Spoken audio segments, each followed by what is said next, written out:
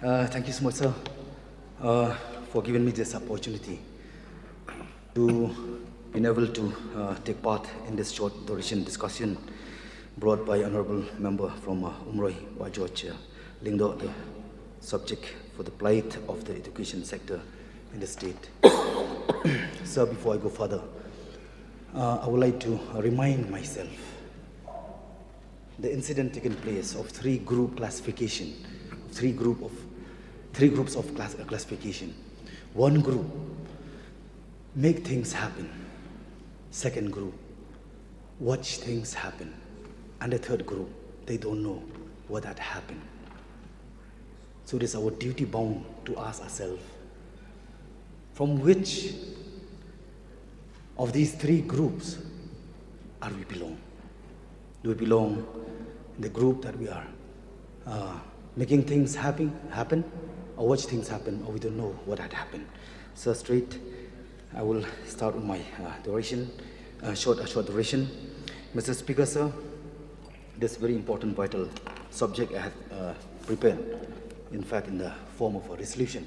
But due to, I would like to thank the advisory committee who had put a long duration session. That's why I feel that it will not be able for me to take part in resolution.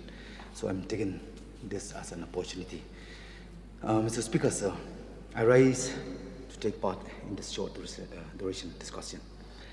At the outset, let me place on record that I'm able to stand here in this august house with confidence and the mind and heart to speak only because what my teachers have instilled in me as I was growing up. I owe it to my teachers at school and college, and if I ever forget their contribution to what I am today, then it would be a shame on me. Mr. Speaker, sir, similarly, it would be a shame on all of us if we ever forget turn a blind eye to the overwhelming number of ad hoc teachers, SSA teachers, and contractual teachers who had to come out in protest on the street near Secretariat and who waited for nights sleeping out in the open to demand the right to be paid their pending salaries. Mr. Speaker, sir, for sure, the school teachers' agitation will be the most heartbreaking visuals that we will remember the year 2022. When we think of the government failure in addressing the plight of school teachers.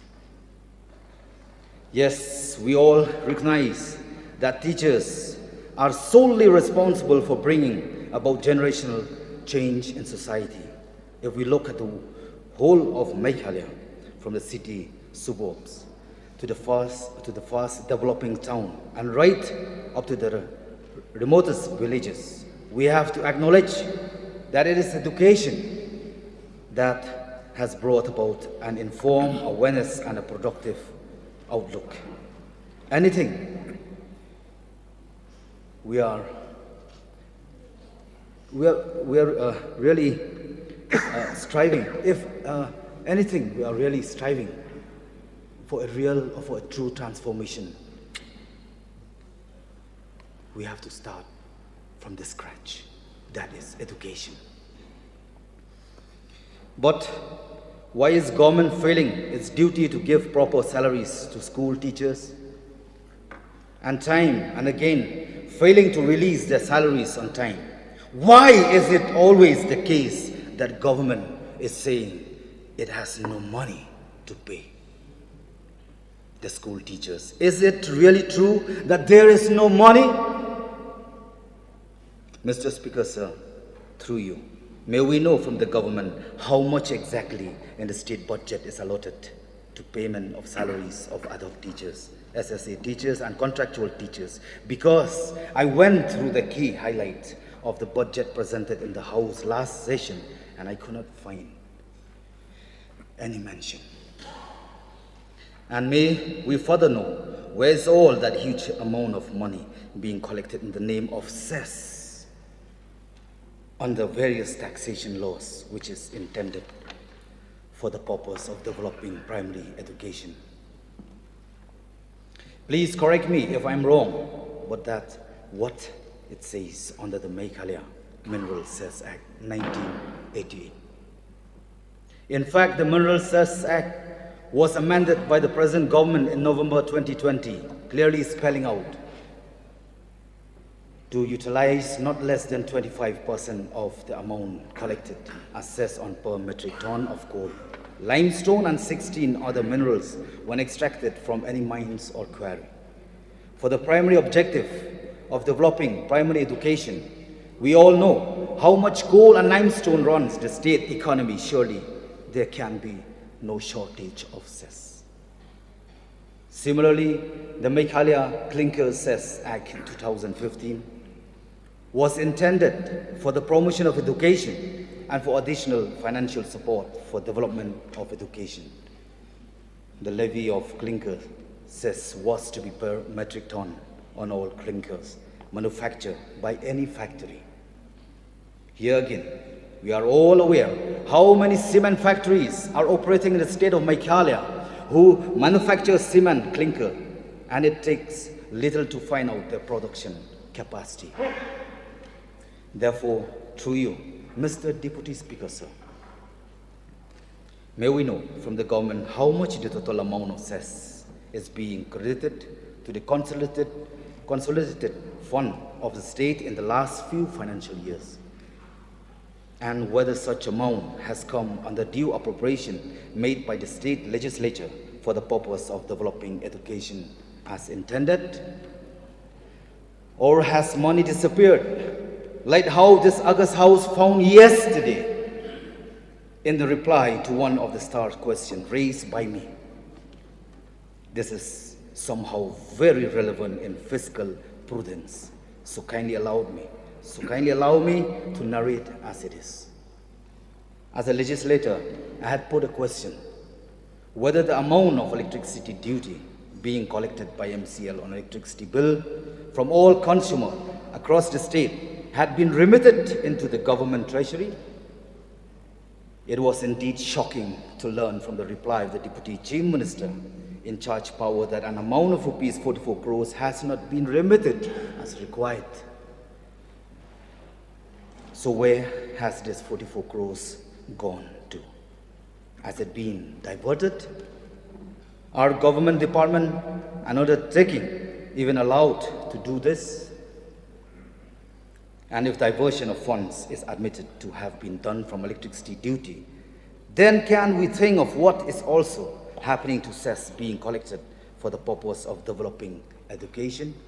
I would like to remind you. No wonder there is perpetually not enough money to pay school teachers. Honorable members, you have only 1 minute. Okay. Please, Sir, 3 minutes, please. No. No, 3 minutes.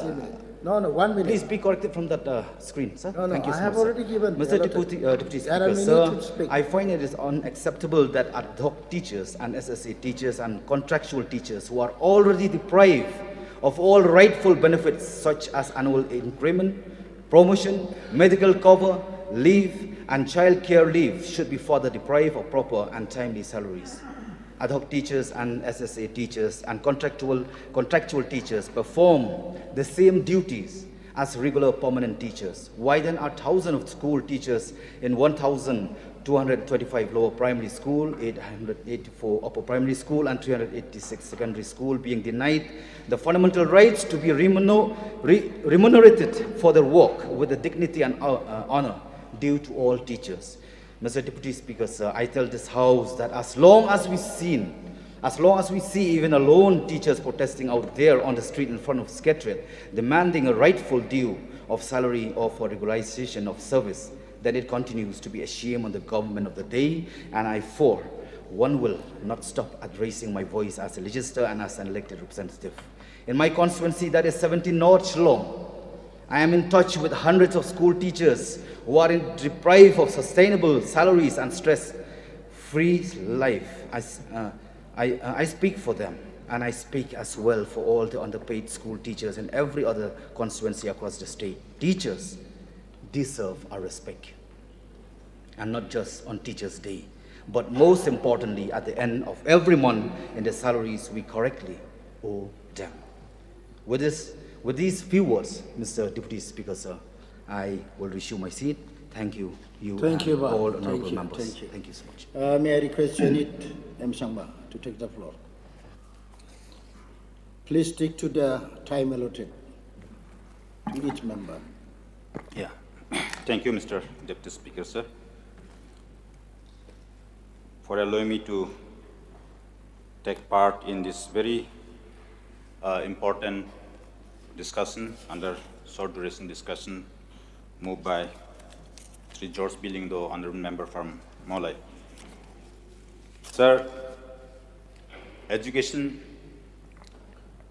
is one of the most important social sectors departments in the state. It determines the future of our children. It determines as to how to frame the shape of the future of our children's life. Therefore, this education sector is very important. We can see there are numerous problems, numerous issues to be addressed by the government of the day, starting from the problems being faced by the teachers, the students, the managing committee, the other employees in the department. Under members preceding to me, they have stated that the teachers of different categories, they are not getting their due salaries for months together. And never before we have seen that this kind of the magnitude of the agonies that are being faced by the teachers community. They're going to the streets to get justice, to get their salaries. And Mr. Deputy Speaker, sir, without the salaries being paid, how they can run the family? They are also human beings. It is, if we utilize our common sense, we understand. So without any delay, this problem has to be addressed by the government. And there are a number of schools where there is no teacher. I don't understand. When there is not even a single teacher in any school, what will be then the future of the students? What will be their fate? I was looking at the statement given by the honorable member from Rongwara Siju, Mr. Rakham Sangma, in the electronic media.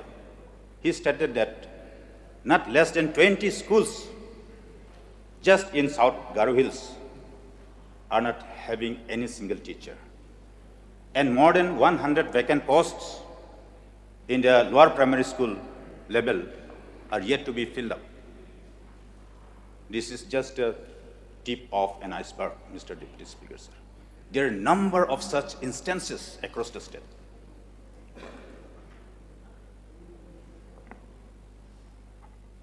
In South Garo Hills, Dambuk Aga LP school, there is no teacher. The issue has got viral also in the social media. Then I was looking at the reply of the Honorable Minister in charge, though it was not taken up. The reply was due to retirement. And why there is no filling up of the post after retirement?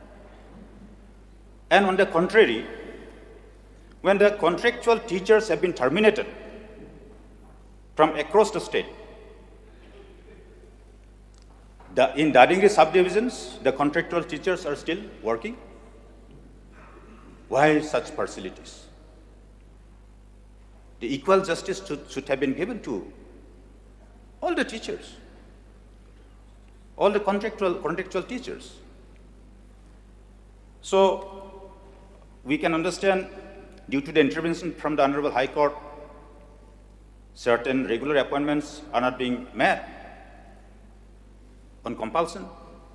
But just to run the school, these contractual or some ad hoc appointments could be met. I would like to ask the government whether the government has